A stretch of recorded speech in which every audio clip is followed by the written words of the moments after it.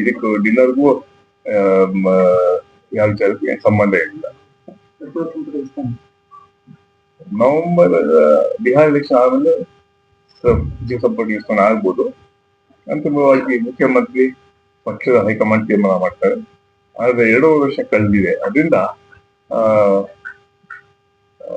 ಕೆಲವರಿಗೆ ಪಕ್ಷ ಸಂಘಟನೆ ಜವಾಬ್ದಾರಿ ಕೊಟ್ಟು ಮತ್ತೊಬ್ಬರಿಗೆ ಮಂತ್ರಿ ಮಂಡಲದಲ್ಲಿ ಅವಕಾಶ ಸಿಗ್ಬೇಕಂತ ಚಿಂತನೆ ನಡೀತಾ ಇದೆ. ಅಂತಿಮವಾಗಿ ಮುಖ್ಯಮಂತ್ರಿ ಮತ್ತು ಹೈಕಮಾಂಡ್ ಅದನ್ನು ತೀರ್ಮಾನ ತಗೊಳ್ತಾರೆ.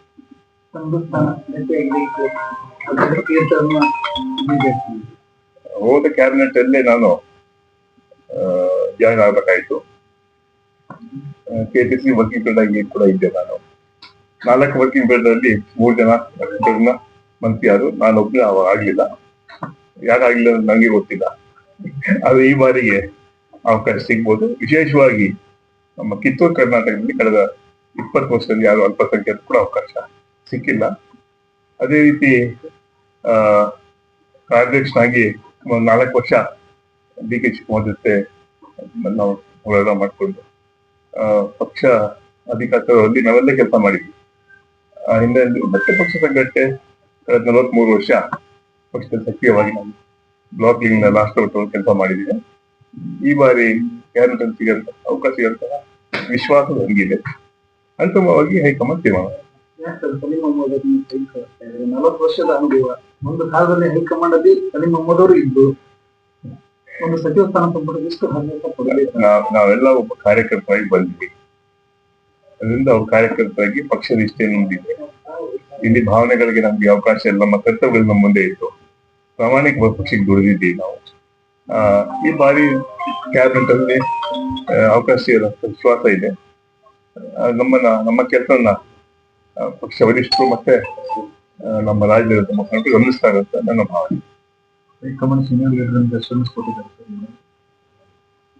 ಅಂತಿಮವಾಗಿ ಪಕ್ಷದ ತೀರ್ಮಾನ, ಮುಖ್ಯಮಂತ್ರಿಗಳು ಹಾಗೂ ಹೈಕಮಾಂಡ್ ಯಾರನ್ನು ತಗೋಬೇಕು ಯಾರು ಬಿಡ್ಬೇಕಂತ ತೀರ್ಮಾನ ಮಾಡುತ್ತೆ.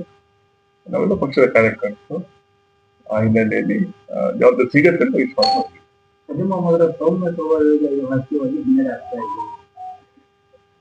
ಸೌಮ್ಯ ಸ್ವಭಾವ ದೌರ್ಬಲ್ಯ ಅಲ್ಲ. ಒಬ್ಬ ವಿದ್ಯಾರ್ಥಿ ಮುಖಂಡನಾಗಿ ನಾನು ರಾಜಕಾರಣಕ್ಕೆ ಬಂದಿದ್ದೆ. ವಿದ್ಯಾರ್ಥಿ ಮುಖಂಡನಾಗಿ ಹಲವಾರು ಸಂಘಟನೆಗಳು ಕೆಲಸ ಮಾಡಿಕೊಂಡು NSU, youth Congress, main Congress, AICC ಕಾರ್ಯಾಧ್ಯಕ್ಷ ಎಲ್ಲ ಹಂತಗಳಲ್ಲೂ ಕೆಲಸ ಮಾಡಿದ್ವಿ. ಪಕ್ಷ ಸಂಘಟನೆ ಒಬ್ಬ ಕಾರ್ಯಕರ್ತನಾಗಿ ಕೆಲಸ ಮಾಡಿದ್ವಿ.